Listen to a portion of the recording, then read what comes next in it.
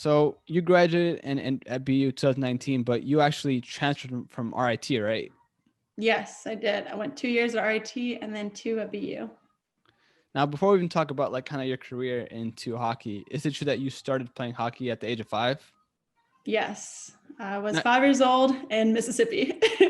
is it like a family thing, or do you just come across hockey and like you just loved it from the spot? Yeah, so my aunt got into it first. There was a semi-pro team down there, and she was friends with a lot of the guys on the team. And so she started taking me and my sister, who's like 2 years older than me.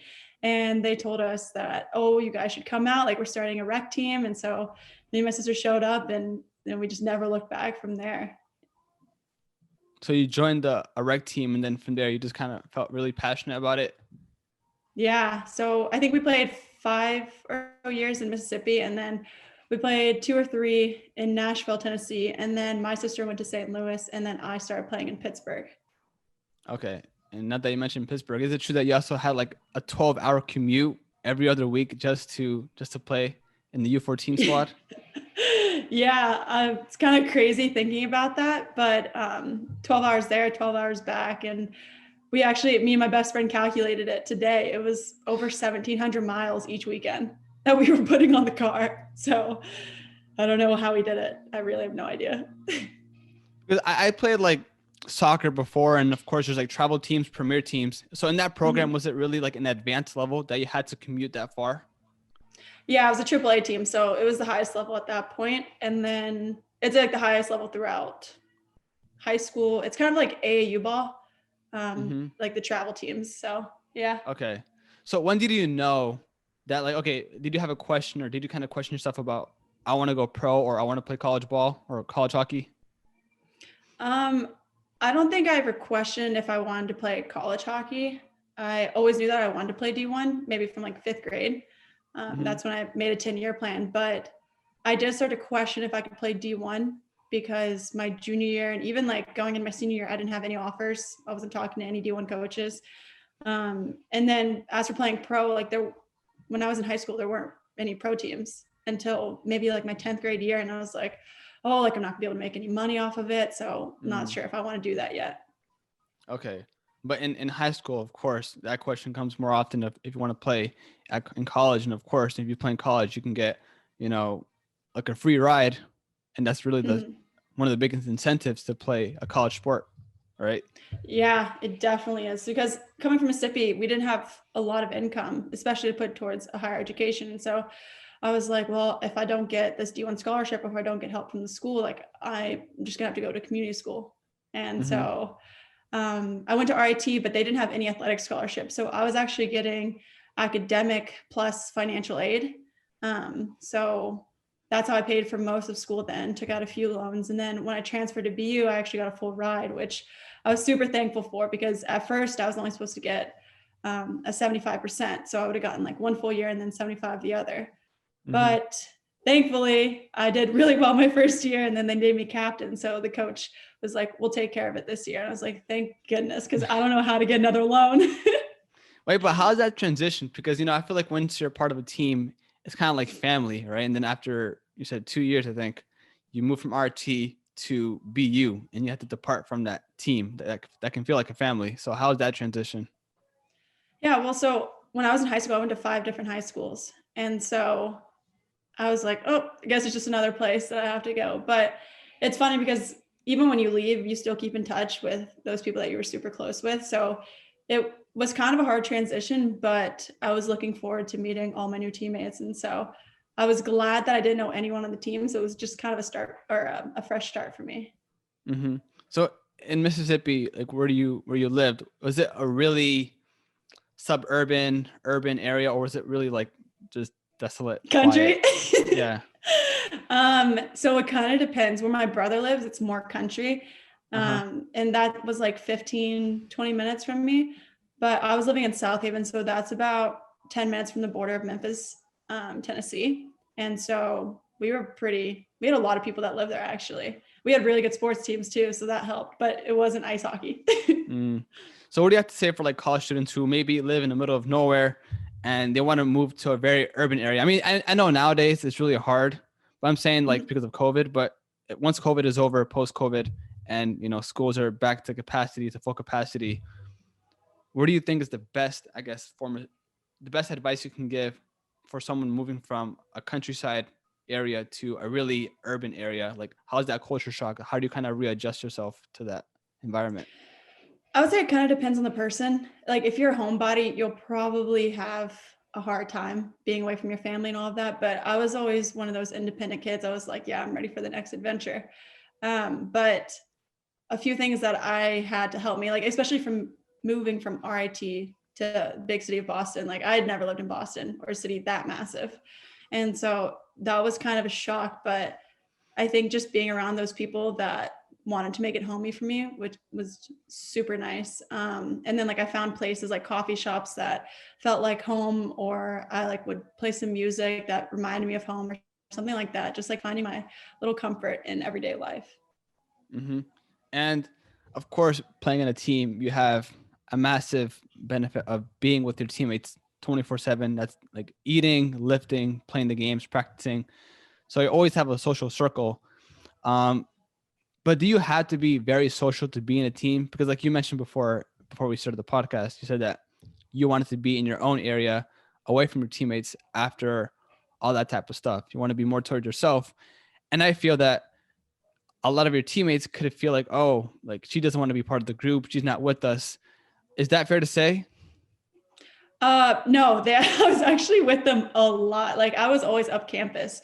It just helped that because I was in Questrom School of Business. So Mm-hmm. I was in the middle of campus, sports were up here, and then business was down here. And like I spent so many late nights at the school just studying and doing group projects. So it was really beneficial for me. And I made sure like if my teammates ever wanted to study, like we met up and studied. We always ate dinner together. We would eat breakfast together. Like I made sure to make time aside for them. And Mm-hmm. like even after games, we would hang out with each other. So like I would just walk back late at night. So I would say I was a pretty social butterfly on the team. Okay. So like, what are the biggest sacrifices? Because of course to play, D1, maybe D2, even D3, any college sport, I think you need to make a lot of sacrifices to reach that point. So in your experience, what are the biggest sacrifices that you had to take, or maybe even from your teammates? I don't know why, but the first thing that came to my head was sleep. I did not sleep a lot. So I know for me, I was getting like 6 hours a night, which for some people that's good. For me, I need like 8 hours. And like for the engineers on my team, which I don't know how they play to do in sport and we're an engineer, they were getting like 4 hours of sleep some nights. And I was like, how are you functioning at practice right now? Like you're insane. So that was definitely really hard that we had to all sacrifice at some points. I would say too, like social life, you have to really make time for a social life to meet new people and expand. So I made sure to like talk to all the people in my classes. And it was just like nice too, because whenever the studying and exam time came around, I had those people to lean on because they knew like how tough my schedule was. Mm-hmm. I'd say another thing is that our sport is also a part-time job. Kind of feels like a full-time job on top of school. So you're giving about 20 hours a week in college and 20 plus hours. It just like, it depends on if you're traveling, if you're not. And then volunteer hours and like meeting with higher ups in the school, all of that. So it really just takes a lot of time out of your day, and you have to have really good time management skills or you don't make it. And what else? Those are the two that come off the top of my head. But also finding time to meet with your professors and like getting tutors. It's like, it's really hard to get your work done sometimes when you are just like bouncing around from up and down campus. But Mm-hmm. honestly, like I don't want that to scare anyone that listens to this, because it was a really good experience and like I have really good time management skills now. But like, I guess it's good to be prepared to know that that's going to happen. So how do you kind of work or prepare for that in terms of time management before you embark in that journey?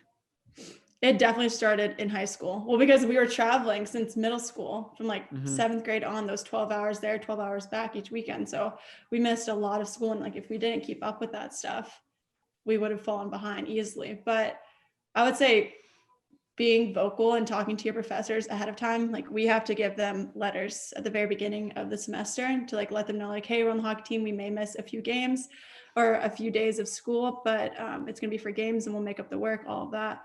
So I highly recommend talking and being proactive because it's so necessary once you get to college. And even in high school, you can start doing it now, just asking ahead of time, like, hey, do you have the syllabus? So like I can get ahead on some of my work. Or I think it's like a really good idea each Sunday to write down like a schedule of like, here is my practice times, here is my school time, and then this is where I can fill in with all my homework that I got to get done or any tests that I need to prepare for. Mm-hmm. It's funny that you mentioned that you said that it felt like a part-time job, actually a full-time job. And not too long ago, I think a month ago, I spoke with this guy. He's in real estate and he played hockey actually for a year or two. And then he had to he felt like quitting and he did because of his injury. But he said the reason why he wanted out was because it felt like a job. You know, when he played in middle school, high school, it was all fun and games. But when he played in college, it felt exactly like a job, and it took away from the fun of it, right? Yeah. So how do you deal with that? I mean, if it feels like a job, if you love hockey and it feels like a passion, it's a passion, but then it feels like a job and you get bored of it, you know, has that question ever came up or like, you know what, like I just want to focus on my schoolwork, not play anymore? Like, has that conversation or maybe any of your teammates gone through that? And how do you deal with it? I've known a few people that have gone through that. Actually, quite a few. I'm going to be honest with you. I think at some points in everyone's college career, they think about quitting because it's so mentally and physically demanding. Like it is tough work. And I think that's why once you're done playing, like you're such a valuable asset to companies because they know that you've gone through those 4 years. And if you've managed that, then you can literally manage anything else in the world. Like life feels easy after college. Mm-hmm. But I actually sat down with some of the freshmen. It was like men's hockey, women's hockey, soccer, basketball. And so I was like sort of a mentor for them when they first came into school. This was like the year I graduated. And I told them before any of their seasons started, I was like, it's going to get tough. And there's going to be times when you hate your sport and it's going to really suck.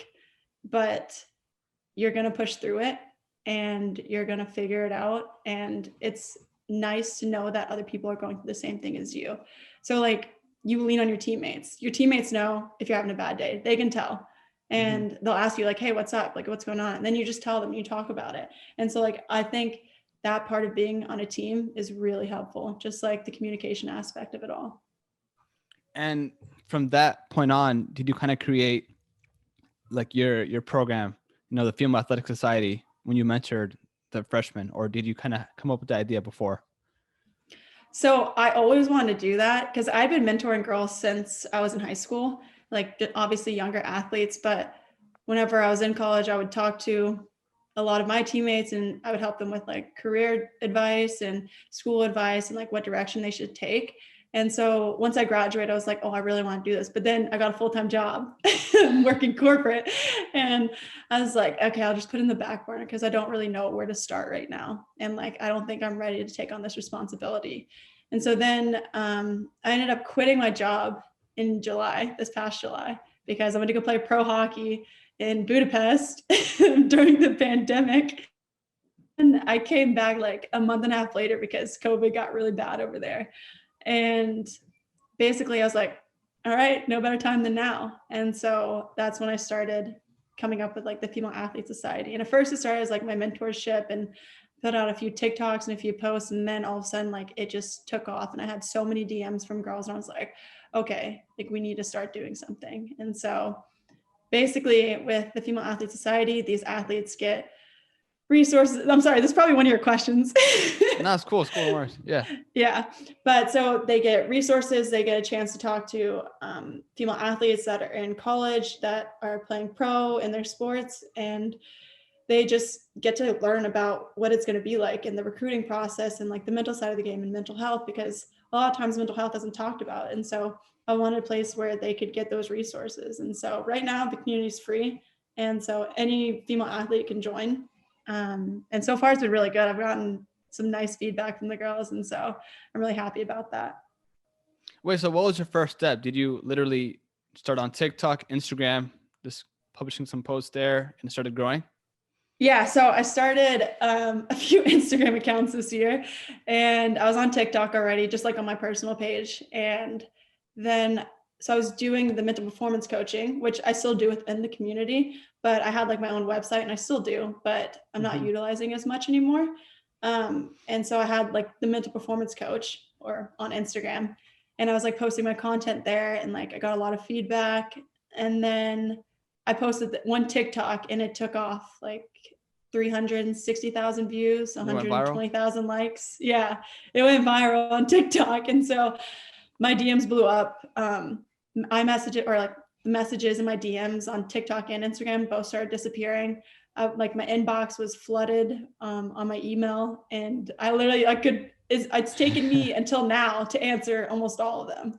And like, granted, I lost a lot because they just kept disappearing. So I don't know how to recover them, but I did my best to respond to everyone.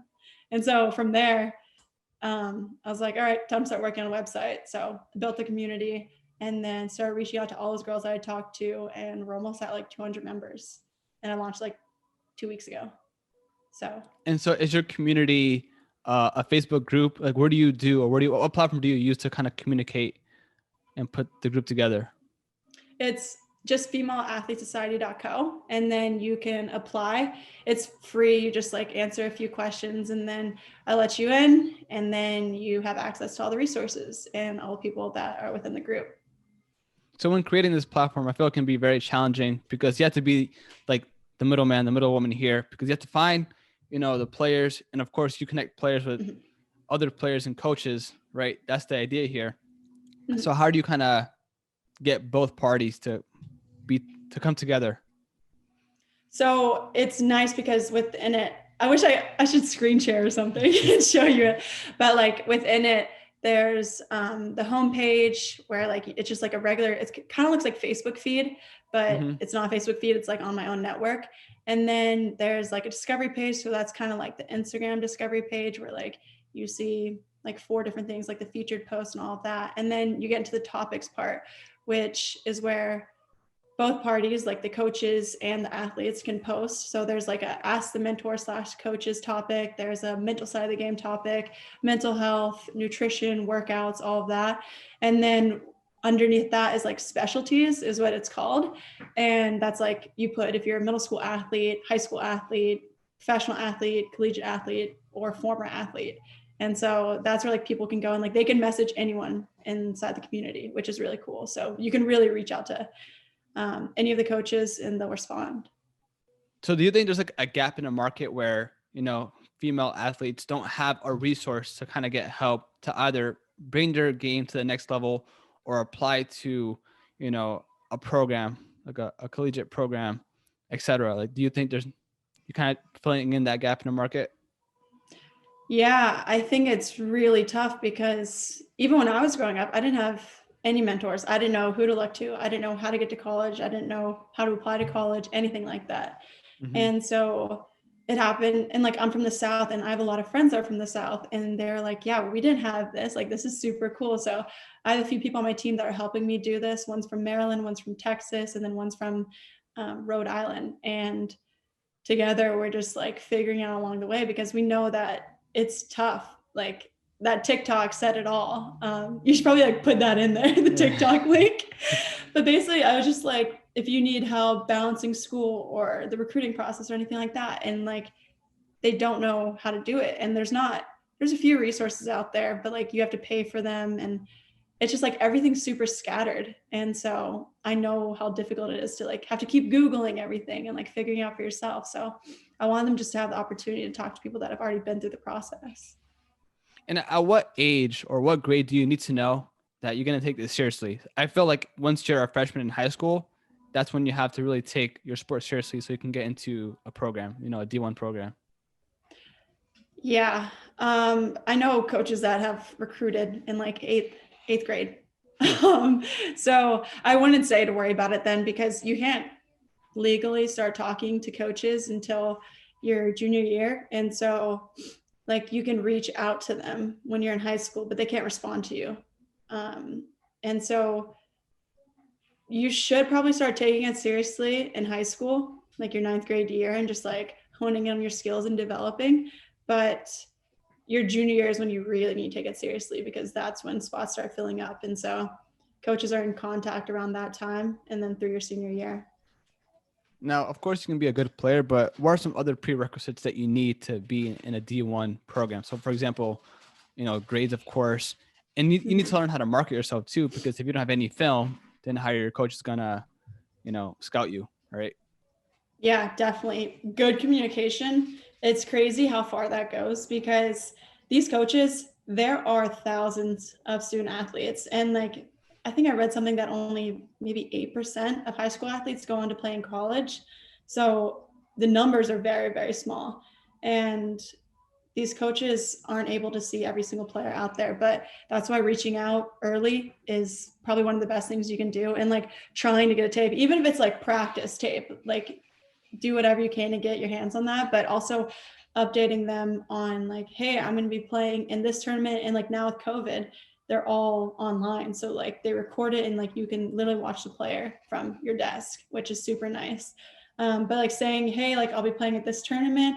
I'm on this team, jersey number blank. We'll be wearing this color, is like super helpful for those coaches, because like they don't want to go find that information. Like they have too many other players to worry about.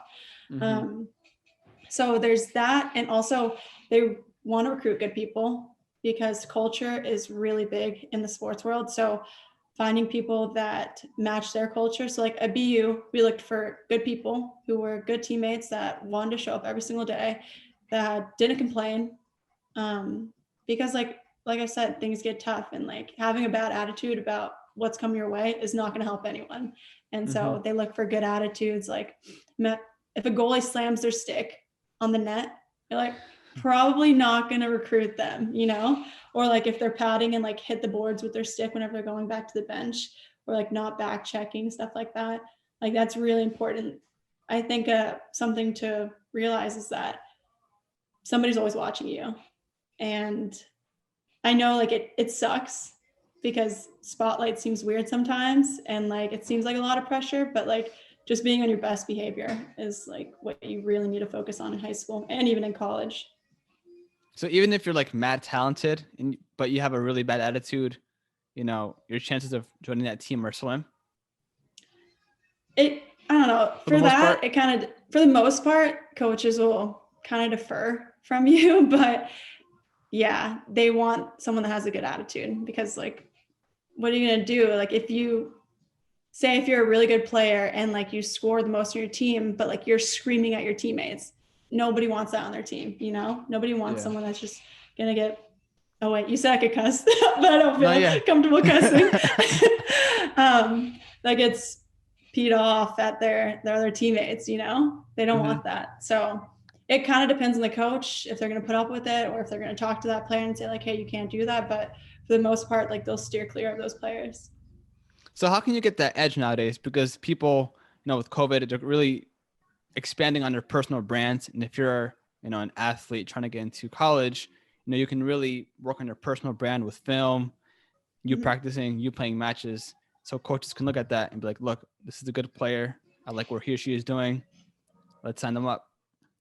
Yeah, I actually saw, it was a scout for a hockey team. They're on TikTok now, and they're like, tell me you're an elite hockey player without telling me you're an elite hockey player. And I was like, wow, they're using TikTok now to recruit. Like that's kind of a good idea. So maybe posting film like that everywhere you can, because it's eventually going to show up on their page. Like if you're doing some skills and you're working every single day to better yourself, then that's like really important to them. But also like your coach can be a huge advocate for you, especially whenever you're not allowed to talk to the players yet. So maybe even CCing your coach, your high school coach on the email that you send to those coaches, like that's going to be really big for you too. So even your high school coach has a really big influence onto which team you decide to join in college? Yeah, I think it's a lot. No, I'm not going to say a lot of it's up to them. Like you need to reach out to the coaches. The player themselves need to reach out and like be proactive that way. But I think it's really beneficial when you have somebody in your corner that can vouch for you and say like, yeah, they're good here. They're maybe not so great here, but they do excel in this area. And so I think that's definitely a good idea. Okay. And so as an athlete, how's your diet? Do you have to eat really well or or what? It's funny because like in college and even kind of now, like I'm just gonna say it. I don't lie. One of my favorite places to eat is McDonald's. Really? I don't know why. I love chicken nuggets. But yeah, diet is pretty important. Like we all stick to, it's kind of just like what works best for you. Like some people can eat junk food and thrive. Some people will feel really down in the dumps or like they have gluten problems or stuff like that. So it kind of depends on the person, but I would say at the end of the day, like regardless of who you are, you should do your best to eat healthy. And like that's not to say you can't have any sweets anymore or you can't eat like your favorite comfort meal. But like we would eat salads, we'd make sure like we had vegetables on our plate. We would eat like yogurt and peanut butter with granola and honey for dessert. Like we were weirdos, but like we also ate ice cream. Like it's just a fine balance that you have to figure out for yourself. Or you can talk to a nutritionist. Kind of depends. And in terms of like your social life, I don't know if you're a huge party person, but was there a right balance between partying and then practice right after or games right after? How did you deal with that? It's funny because I've never had this question before, but yes, you can still party as an athlete. I don't promote underage drinking. I'm saying that. Disclaimer. But yes, there are like athlete parties that you can go to. When I was 21 in Boston, we went to the bars. So like that was super nice to just like kind of blow some steam and bond with your other 21-year-old teammates. But yeah, then you would also just like, you would, I guess, pregame with your teammates too. Like you guys would all just be around each other in like one room. So like that's super fun and you can balance it. Like some people just would never drink, like that wasn't their thing and that was fine. Like nobody ever pressured anyone, but if you wanted to, you could. And it was like always a safe environment. So it was good. So there was never like a peer pressure. 'Cause I feel like people in college, even in high school, like they feel that they have to drink. If not, they're not really part of the group, Yeah. I mean, at BU, we were super supportive of like everyone's decisions because like some people had like they were religious and so like they didn't want to drink until they were 21 or something like that, or there were other people that they had been around family that like, or they were from Canada, so it was like yeah, that's okay, I guess, but like you never pressured anyone. So yeah, it was a pretty good environment. I wouldn't say that probably about RIT. Yeah. It was different. Yeah. I don't know, that like I feel like that culture was different from the one that I experienced at BU. And so like I'm grateful for both obviously, but it's just different environments. And so you kind of just have to move with it. Now, what are some nuances that not many people know that you like to share that are really important? Not everyone should know about this, or maybe they should know about it, but I feel, of course, looking from the outside in, you can kind of get an idea of what a student athlete does and, the implications of being one. But what are some nuances that are really important to share? Ooh, good question. I would say one really big one is that, how I was saying we're always in the spotlight. Somebody's always watching you. And that's true for like when you win a game, when you lose a game, when you're struggling to stay up to finish your homework and all of that. But like, it's so mentally demanding and sometimes you're hurting mentally. And so people will look at you and be like, oh, like you just won a championship. Like you must be so ecstatic or something like that. But inside you're depressed or you have anxiety, and like it's being talked about more, but I'd say like the mental aspect of your sport is so big to realize that it's actually there. And like a lot of people on my team struggled with their own mental health problems. Like I was depressed and I had anxiety for all of high school and most of college. I was good for some parts, but I was really bad for some parts too. And so I try to be as vocal as possible about that, just because like mental health is so big for me. Like I consider myself Mm-hmm. a mental health advocate because I talk about it so much.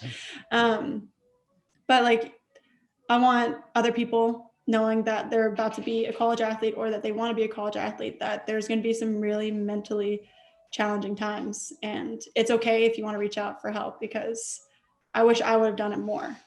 And so just Mm-hmm. knowing that that's going to come up is definitely a big one. I feel like from the outside looking in, people who are student athletes, you might think like, oh, these guys are cool and everyone's looking at them. But in reality, like even though they look happy, they might not be so happy because of, the rigorous kind of schedule they have, right? Yeah. Like I was super high energy all the time when I was around my teammates, when I was around my friends. So like nobody could tell if I was struggling or not. But like a lot of times I was struggling. I just had a good way, or I was able to hide it better than most. But that can be a bad thing though. I mean, me personally, I'm not going to lie. I don't really talk about this too much, but people say if you're feeling bad or, you shouldn't bottle things and you should kind of let it all out. That's kind of what I do. Like, Mm-hmm. I don't talk about any of my problems, but there'll be one day where I just have to let it all out. Right. Yeah. And that's kind of like my way to like kind of feeling Yeah. better. But some people, they talk like every day or every other day. And that Mm-hmm. way they kind of release their stress. Do you think it's Yeah. important, either your teammates or your coaches, to have someone to rely on so you can talk about your problems? Yeah, definitely. I had a therapist slash a psychologist for a majority of college. I know a lot of my teammates had one, um, because, like I said, it's so much stress all the time. And I don't think a human is supposed to have that much stress in their body, but like we always did. And so it was really good. Like we all had our person too on the team. So it was nice to be able to go to them and talk whenever we needed. Um, and then like having your community, kind of your circle, people you can go to. So, like, for example, I went to my best friend. I knew she would always be there. And it was nice to just always have someone in my corner that I could talk to about anything. And then, yeah, I also found like other ways too. Like it wasn't always like I had to go talk to someone. I could just write it down, Mm-hmm. or I could meditate on it or something like that. Just like going for a walk too with music in actually released so much stress for me.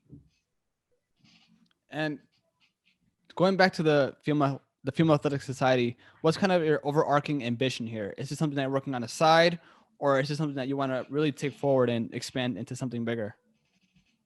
I definitely want to expand it into something bigger. I'm kind of scared because I feel like the community will break if it gets past 30,000 members.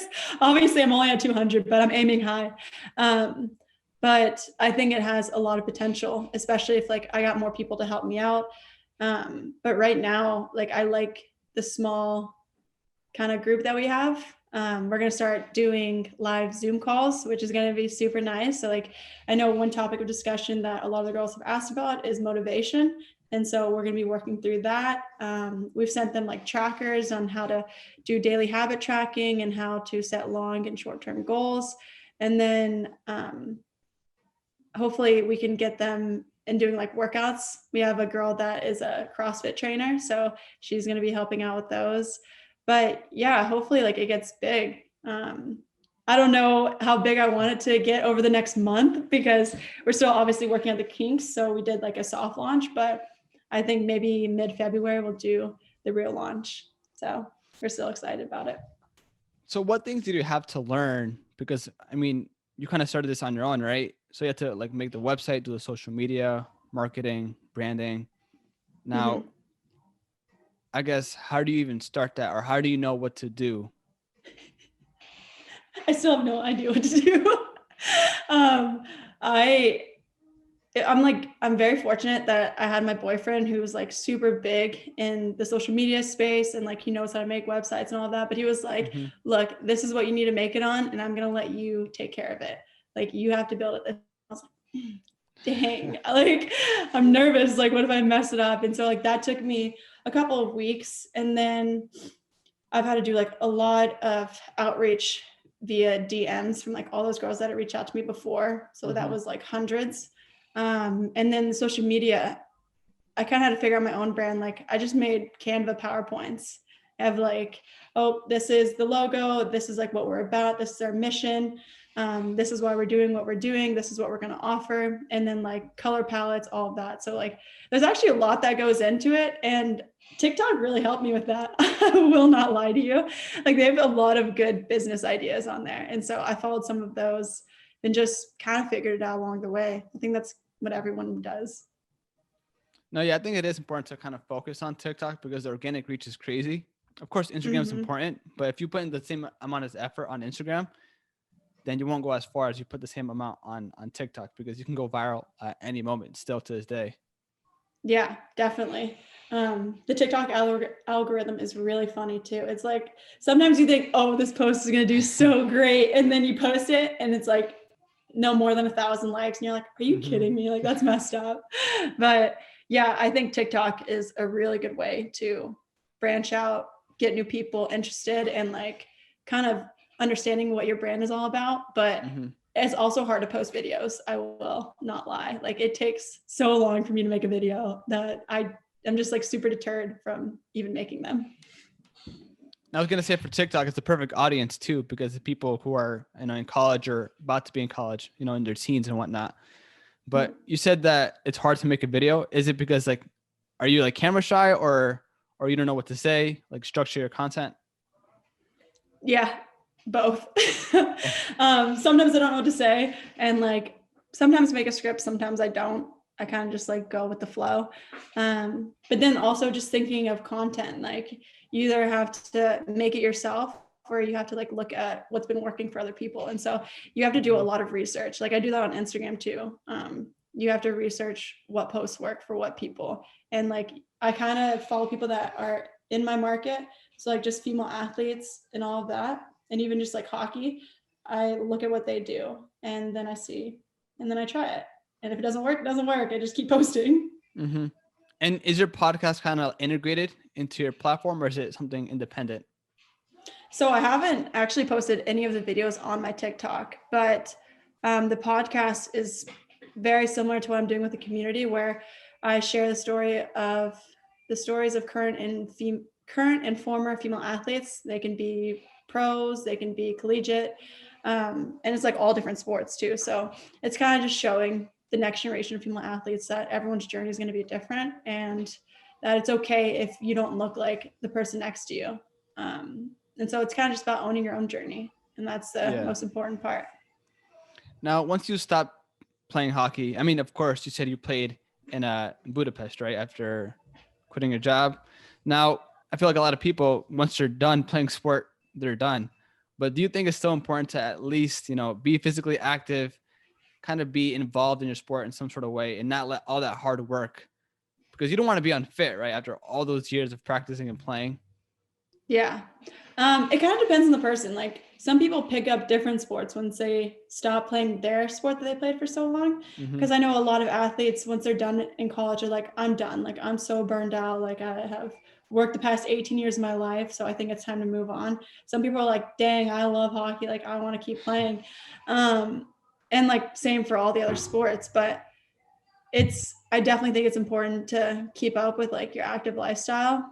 I can't say I've done the best job during COVID times, but like I've tried, and it's just like really good for your mental health. Like I know whenever I'm having a bad day, if I just go for a blade, I'll be much happier in like 30 minutes.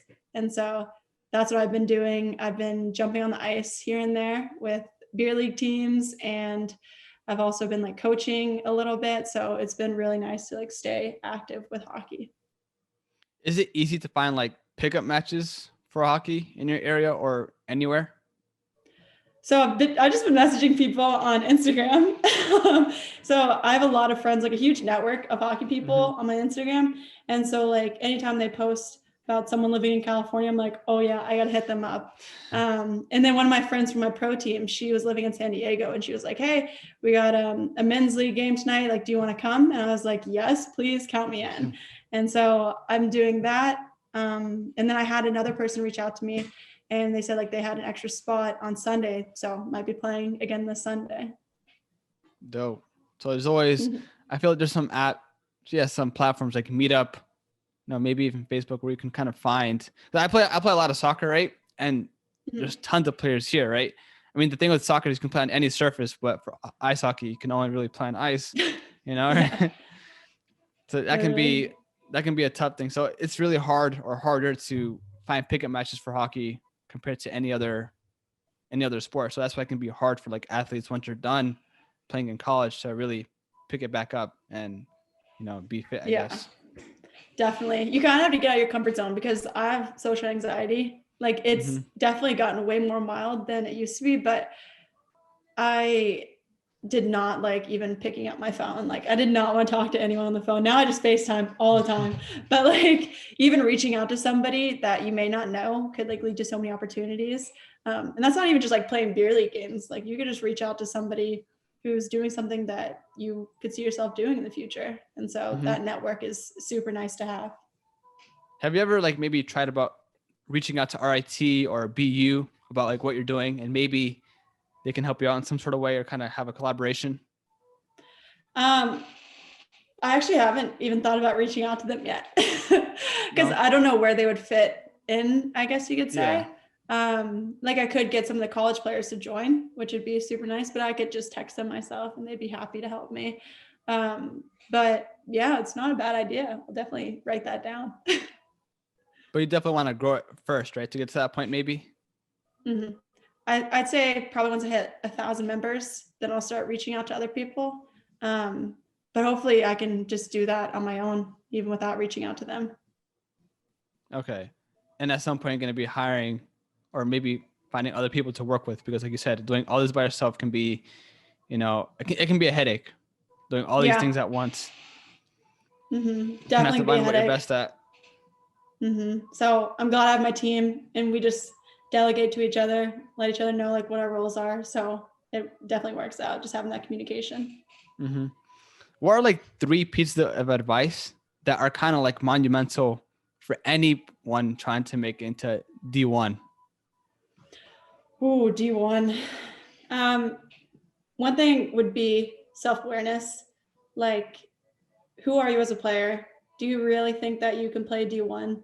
Um, do you believe that you're going to give your all once you get there? Because there's like, in my opinion, there's no point in wasting someone else's time if you don't think that you can handle it, or Mm-hmm. like taking that spot from someone else. So like having that self-awareness and like being like, maybe D1 isn't for me. I'd rather focus on academics. I could go D3. Definitely that's one piece. And then a second piece would be just preparing mentally for what's about to come. You can never truly know until you're there, but knowing that it's not going to be easy is definitely something I wish I would have known. I don't know. Maybe I don't wish I would have known that, but I'm telling you anyways. And then 3 would be for someone that wants to play D1, just Or it can just be don't be two. afraid. Oh. No, don't be afraid to branch out because you're going to meet so many people in college, and it's nice to have that social circle of your team, but it's also nice to have friends outside of it. So make sure you're making friends with different people because you never know how they can help you down the road or how you can help Mm-hmm. them. So For sure. mhm. Now, how do you deal or what do you do if you're not in form? You know, maybe the first 2 weeks, first couple of weeks, you're killing it, but then you hit a rut. You're not doing too well. How do you bounce back? Ooh.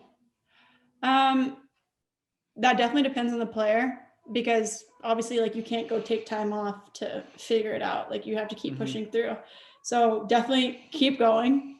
Don't stop unless like obviously if it's mental health, like you need to listen to your body and like talk to someone about that. But even talking to your coaches, like I sat down with my assistant coaches all the time and like we watched film and I was like, look, I don't know why I got 5 goals scored on me this past game, but like, can we run through this film? Like, what was I doing wrong and why am I not playing well? And so like just literally reaching out because they'll want to help you. Like they want you to be good because they want their team to be good. And so Mm-hmm. your coaches are like one of your biggest assets. And it's super nice to have them to talk through things. And then just like kind of stepping inside yourself again, the self-awareness aspect and thinking about like, okay, what's been working for me, what has been working for me, and then what can I focus on now to be better next shift, and like kind of just taking it shift by shift. Like it doesn't have to be game by game, like not to be worried about, oh, I'm not going to play well this game. Well, you're not if you say you're not at the very beginning of it, you know, just like having that open mind to like, I can get better each shift, regardless of how I've been doing in the past. And what was your least favorite workout? They made us do this test, and it's like the worst test ever. It's called the USA skate test. But basically what you do is you get on the blue line. Do you know like how a hockey rink is set up? Yeah. Okay, so you get on the blue line and then you skate to the goal line and then you skate back. You do that 7 times in 1 minute and 4 seconds average. So you do it twice, but like after the first time, you're like not able to breathe. Like people are literally laying on the ice and it is the worst. Like my coaches say like we're being dramatic and they're like, we know it's tough, but like it's just to show us like what you've been doing all the summer. Like, man, it is killer. Like you have to be mentally tough to finish that thing in like the 4 minute 4 second average. But so you think it's imperative that like in the summer, you know, kind of like preseason, that you make sure that you're fit, you know? Mm-hmm. Yeah. Well, like, so they give you a schedule. So all you have to do is follow the schedule. And if you don't, well, good luck to testing because they expect improvement each year on like, we were testing cleans, deadlifts, all of that. And like, they want you to go up a little each year at least. Okay. And it's not so much about getting higher numbers, but it's just like showing them that you're like slowly improving. And even if you don't get higher numbers, like there was a few girls actually, not just one, that couldn't even do a pull-up. And the next year, one of them got one. And like the team just went wild. Like it's just like those small improvements is so important. That could have been a good TikTok video. Celebrating one pull-up, right? Actually, though, dang, I might have to reenact it or something. Yeah. Has there been a time where, you know, you're in class and you're thinking about a game and you're very anxious about it? Like, how do you kind of calm yourself down? Like, okay, like I need to chill out. I got to focus on my schoolwork or whatever. Oh, there were game days I couldn't focus in school. Like, I won't lie. And a lot of my classes, especially at RIT, like my first couple of years when school was pretty easy, I was watching film. And like, I was just like, okay, this is what I did last game. This is what I'm going to do next game. And like even scouting reports. So in college, you do a lot of video sessions with your team and like they'll send out the scouting report of like players to watch, the plays that they have, their different power play, penalty kills, all of that. So like I would just run through that in my head. And like I was so focused on what was about to happen that I was good by game time. But I always had a routine too. Like once I got out of class, you have to have a routine, in my opinion. Like if you don't have one, I don't believe you. Like I would play soccer with the girls or like what I'd say for like 15 or so games, we were doing handstands, a few of us. Like, I don't know why we were doing handstands, but we would try to walk on our hands and see who could go the farthest. And then stretching, all of that good stuff. But I don't know. I don't think it's easy to focus in school on a game day.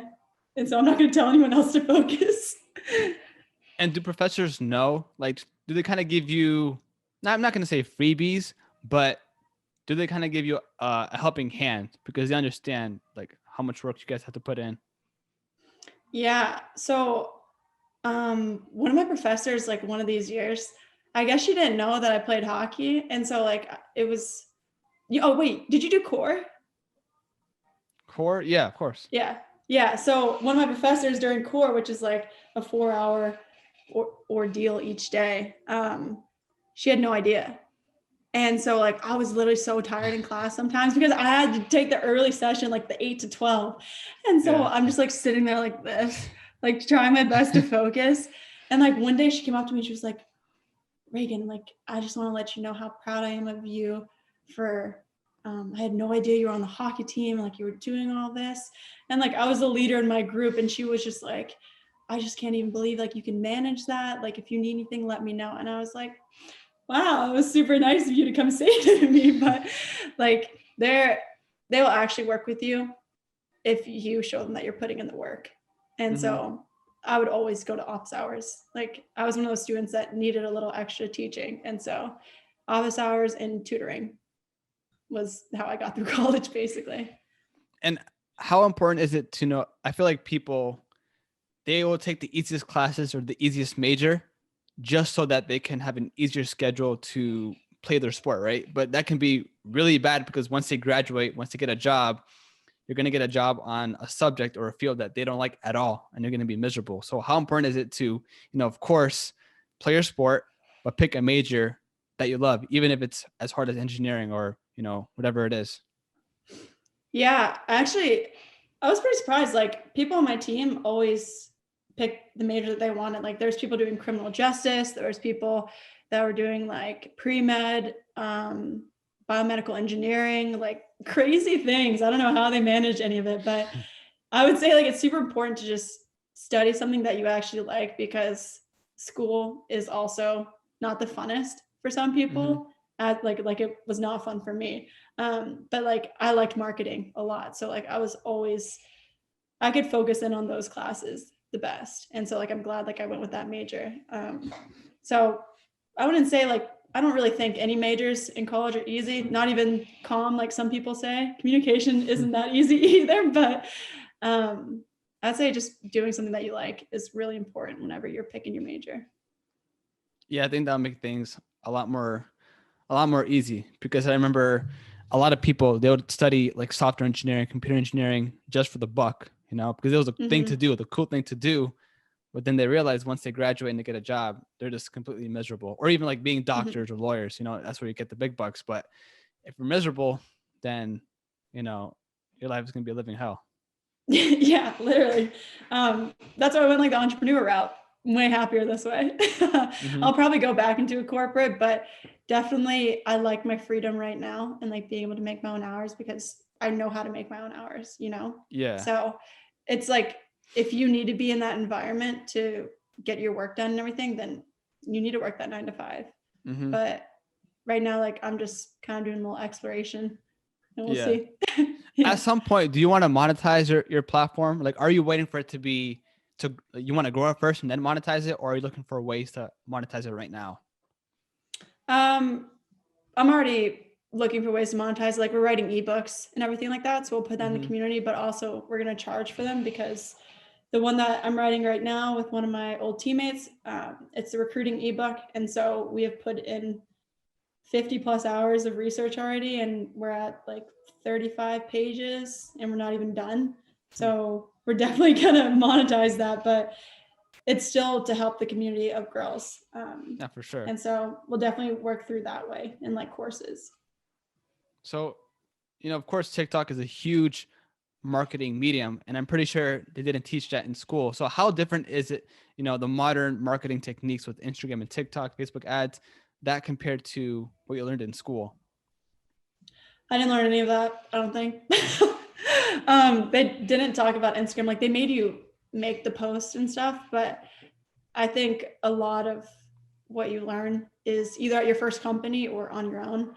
And I haven't worked that much with Facebook ads. I want to get into it for sure. But I know with like Instagram, it's about finding your niche. And that's the same way with TikTok. Like, my niche right now it's like hockey / female athletes. Like, it's like a teeter-totter back and forth, but posting content that they like. And like, again, you have to do your own research, like finding what works for other people within your community probably will work for you, but it's just like a trial and error.